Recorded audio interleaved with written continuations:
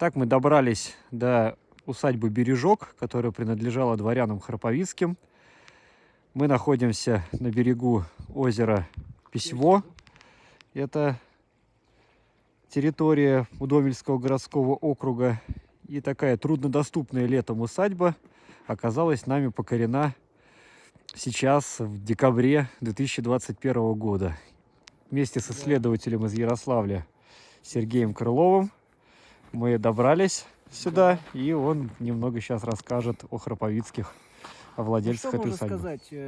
Перед нами дом яркий, построенный в классическом стиле, четырехстенный в плане с двумя выступами на заднем фасаде, между которыми находился балкон, известный нам по произведениям художника Жуковского. Это здесь находится главный фасад здания, а Жуковский рисовал свою работу со стороны заднего фасада.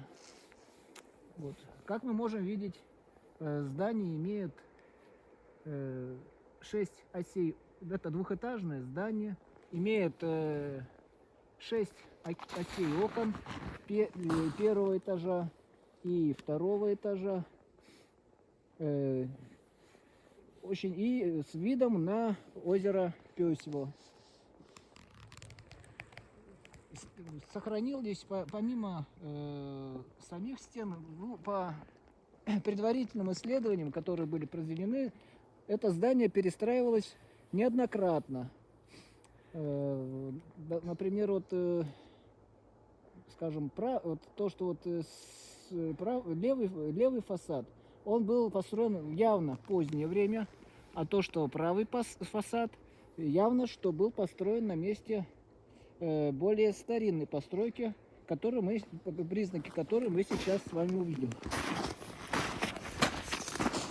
Так, идем смотреть дом.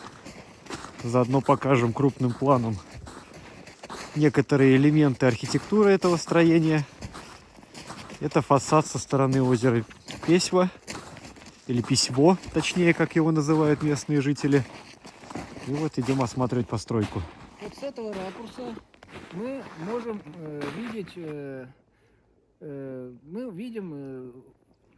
можем увидеть окна, арочные окна заднего фасада здания непарадного.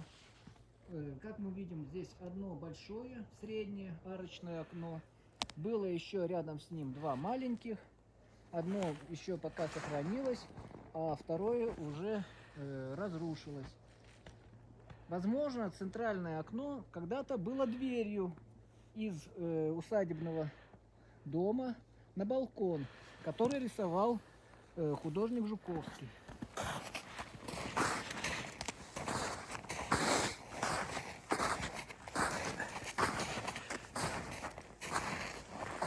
Правая часть здания, как мы можем видеть, тоже двухэтажная. Первый этаж, видны остатки сводов, что говорит о том, что данная постройка, она строилась на месте более древней, которая когда-то существовала. Для сравнения, соседний фасад, мы там таких арочных сводов не видим. Либо они уже были обрушены. Ну, скорее всего, это отголоски архитектуры 18 века. Вот это уже отголоски архитектуры 18 века. Потому что мы здесь видим явный свод первого этажа, раскрытый полностью оконный проем первого этажа и элемент то ли окна, то ли двери. Внутри можно видеть постройки 18 века, явно выполненных, похоже на выполненные в барочном стиле. Это как раз стиль, который был популярен в начале 18 века и продержался где-то до начала классицизма раннего, начала 19 века. Так, железные стяжки стоят. Железные стяжки, да, они как бы укрепляют своды. Вот. А, вот элементы руста можно Элементы увидеть. руста, да. Вот. Можно видеть элементы руста, да. Но здесь он менее сохранен. С бокового фасада он более в сохранном состоянии, но мы это увидим позже. Теперь зайдем внутрь. Сейчас озеро покажем. Озеро, и на той стороне находится местечко Троица. Это бывшее село Троица, погост Иоанна Богословский. Где находится могила одного из владельцев усадьбы Бережок Михаила Васильевича Храповицкого, вот, который здесь жил, начиная после службы в Ярославском в Вологодском наместничестве, в Устюжском уезде. Он там, когда-то это была частью Ярославской губернии, потому что первый ярославский губернатор Алексей Петрович Мельгунов, он был губернатором не только ярославским, но и вологодским, и частично костромским и архангелогородским. И вот в Вологде как раз в Устюжском наместническом правлении работал Михаил Васильевич Храповицкий, начиная с 1780 года. Он проработал на этом месте в звании титулярного советника 4 года. Потом в связи с болезнью отца, ну и с проблемами со своим здоровьем, потому что у него тоже была болезнь наследственная, он вынужден был уйти окончательно в отставку, и уже с 1784 года в звании уже коллежского асессора он окончательно уходит в отставку и поселяется вот в этом имении Бережок, вот в этом доме. И уже после этого начинает возглавлять дворянство Вышневолодское. И в 1785 году, когда императрица Екатерина II совершает свое путешествие по Вышневолодской водной системе, он ее встречает на территории этого имения. Причем специально для этого события на Городолюбле для приема императрицы была построена оранжерея, из которой императрица созерцала прохождение барок по Вышневолодской водной системе. А Михаил Васильевич Храповицкий, он настолько был впечатлен вот этим визитом императрицы, что он решил выкупить вот эту оранжерею, в которой императрица встречала корабли, и перенес эту оранжерею на территорию своей усадьбы Бережок. Есть такое, ну, об этом есть местное предание. То есть это получается оранжерея, которая стояла на академической даче художников современной, где Екатерина, на месте восьмигранного павильона она стояла. Да. Она была перевезена сюда. Сюда, да.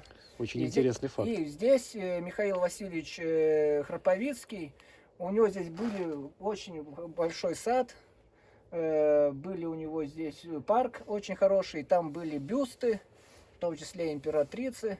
И он здесь вел уже такой уединенный образ жизни. Вот. И уже после своей смерти он завещал, в своем завещании он завещал освободить своих крестьян вот, от крепостной зависимости и с переводом их звания свободных хлебопашцев. И после смерти этого хорошего помещика, доброго, крестьяне на месте его могилы в Троице написали надпись в благодарность об освобождении от крепостной зависимости Михаила Васильевича Храповицкого. Таким образом, как заключаем, как повторяем, Михаил Васильевич Храповицкий связан был с Ярославской губернией, именно находился в переписке с ярославским генерал-губернатором в период с 1780 по 1784 год. Вот такой небольшой период жизни его на службе. что он действительно служил, что причем звание, он ушел в отставку со званием коллежского асессора, а для получения звания коллежского асессора посодействовал его брат Александр Васильевич Храповицкий, который в это время работал статс-секретарем в кабинете Екатерины II, императрицы Екатерины II. И мы об этом знаем, о его времени жизни, о его работе, с императрицей, это по его дневнику, который он оставил. И когда вот Екатерина II узнала, что Александр Васильевич Храповицкий записывал тайно какие-то там знания из ее личной жизни, и она просто его попросила выйти в отставку. Ну, есть такая тоже версия. Он проработал там по 1700, по-моему, 94 год. Вот, в этом звании статского советника. Пойдем дальше изучать остатки. Так. Вот это очень интересный вид.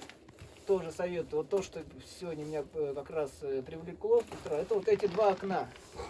Вот тут видно элемент именно вот тоже остатки сводов, и вместе смыкания как раз двух сводов как бы два окна. Одно открывается на одну сторону, открывается на Троицу, а второе на Вышневолодскую водную систему. Вот. Наверняка это могло быть любимым местом Храповицким. То есть они с одной стороны видели церковь, а с другой стороны они видели проплывание караванов, возможно, барок по этим озерам в реку Мсту. Вот это вот очень такая интересная видовая точка. Кстати, тоже можешь встать сюда посмотреть. Ага, сейчас мы покажем сохранившиеся элементы. Вот там видно печные ходы от калориферной системы отопления внутри стен проложены. Или, может быть, здесь мог стоять изначально камин. Там вот фрагменты парка виднеются у нас. Градирни Калининской атомной станции. И вот этот вот вид сквозь арочные окна 18 века на озеро Письво. Заложенные изначальные элементы планировки, скорее всего, вход был. Вот они, своды, шли и дальше, по-видимому. Да, вот они продолжались. А дальше уже начинается достройка явно 19 века. То есть вот это вот самая старая часть дома. Вот это вот половина. А дальше уже все перестраивается в стиле зрелого классицизма. Так, идем дальше.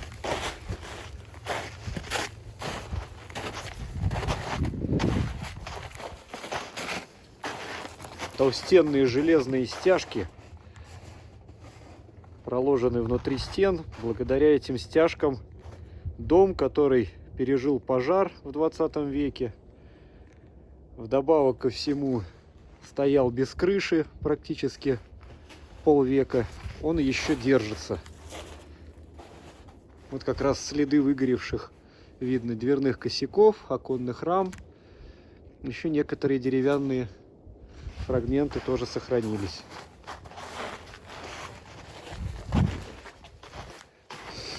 Так, идем внутри дома. Ага, здесь уже, получается, парадные какие-то комнаты должны были располагаться. Коридорная система. Видно по второму этаже, что здесь была коридорная система. Вот видны вверху остатки дверного проема. Перед нами тоже был дверной проем.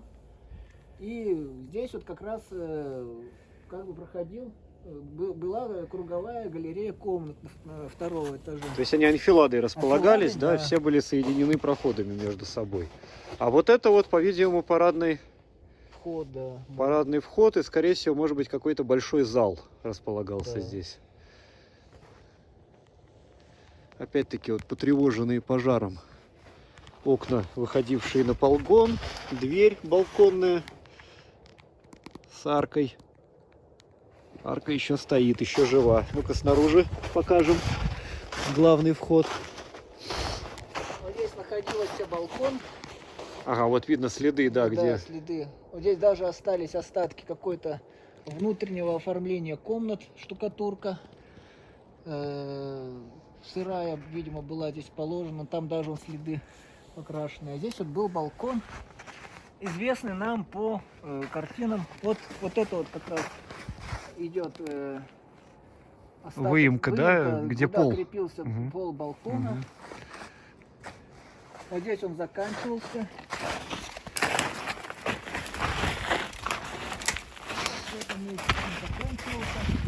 Видно по следам штукатурки, что вот он здесь заканчивался. Балкон очень обширный. Кстати, видно клеймо подрядчика. Где? Это не клеймо, это просто набирали кирпичи. А мне говорили, что клеймили. Вот видно прочерченный рисунок и 3 точки. Может быть. Это каждый 100-й кирпич, по идее, должен был клеймиться подрядчиком, чтобы можно было определить, у кого бракованный кирпич, у кого нет. Вот это тоже здесь та же самая штукатурка. Видно остатки прежней штукатуренных стен. Желтый, потом побелен был. Его называют Белый дом. Ага. Вот он белый как раз, первый как раз. Возможно, здесь был использован искусственный мрамор. Возможно. Но мы пока здесь не можем видеть, показать экскурсию. Вот здесь была одна из жилых комнат. Кстати, вот тоже тут вид очень хороший на 3 окна сохранился с этой стороны. Вот один арочный вход и 2 прямоугольных. Вот через фасад. Так, вот Это это была вот одна из комнат. выемки для бревен, перекрытие. Да. Внутри все поштукатурено было. Они здоровые, какие бревна были положены между этажами.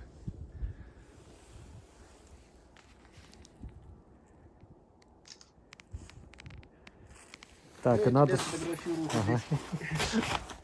Видео оператор, да. Где тут? Ну вот, да, вот давай здесь так вот. Вот мы с Денисом Ильем здесь стоим, хорошим, замечательным краеведом из Вышнего Волочка, который тоже изучает усадьбы Вышневолодского уезда.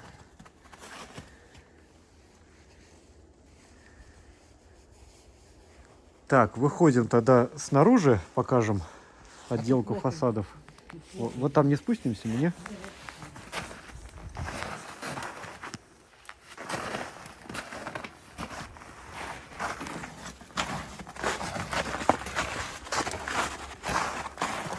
Вот здесь мы видим не только остатки руста.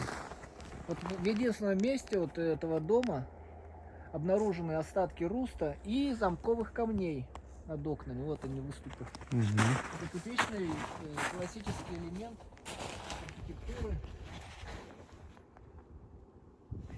середины 19 века.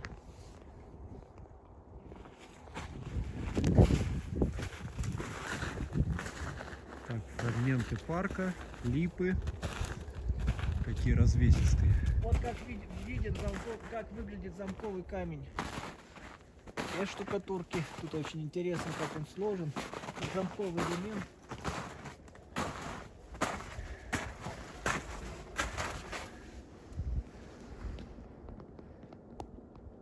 Скорее всего, кирпич был местного производства, судя по всему.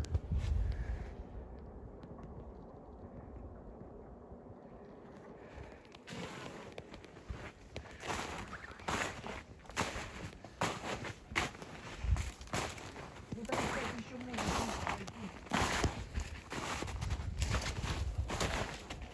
Так, покажем дом.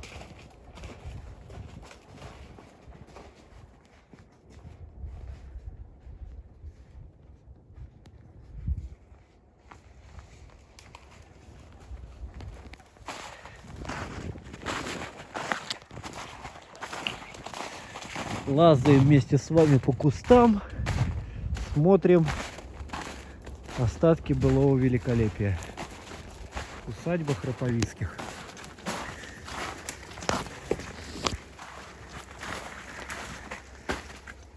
Ага, вот еще элементы сохранной архитектуры.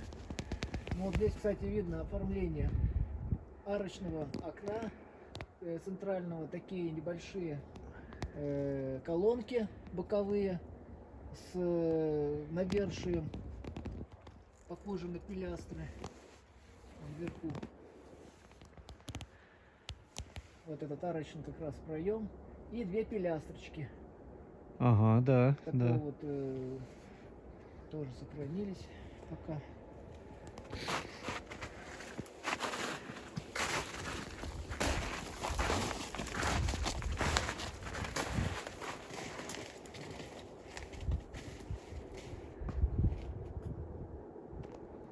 Вообще здесь вроде как еще говорят, что были колонны, стояли тогда балкон, ну, балкон, и он как бы вот балкон, он в своей передней части здесь были колонны. Ну так по рисункам Жуковского. На колоннах, да, то есть на картинах есть колонны, да, Да. присутствуют. Сейчас их, к сожалению, не сохранилось, они сейчас похоронены вот в этих вот зарослях. Может быть, найдется кто-нибудь богатый, кто захочет восстановить усадьбу и жить с видом на озеро Письво, одно из древнейших озер, населенных человеком в этих местах. Стоит сказать, что именно с этих озер начинается история Удомли как таковой. Вот интересный еще элемент, обратите внимание, что как бы передняя часть была достроена, потому что сзади он еще внутренняя часть, она более раннего плана.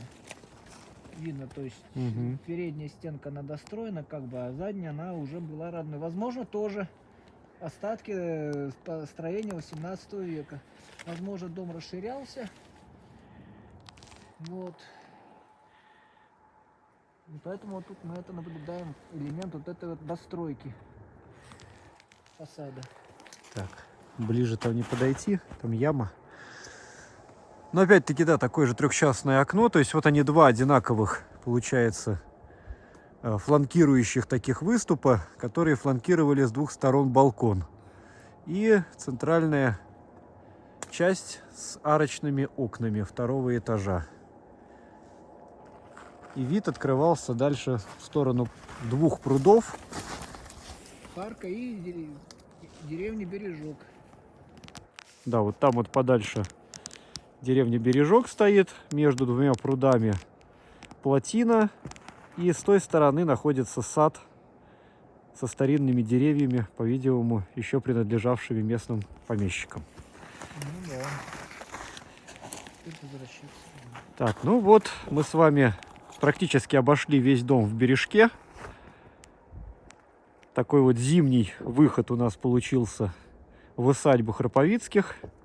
Мы с вами смотрим одну из сохранившихся усадеб Вышневолодского уезда, ныне находящейся на территории современного Удомельского городского округа Тверской области.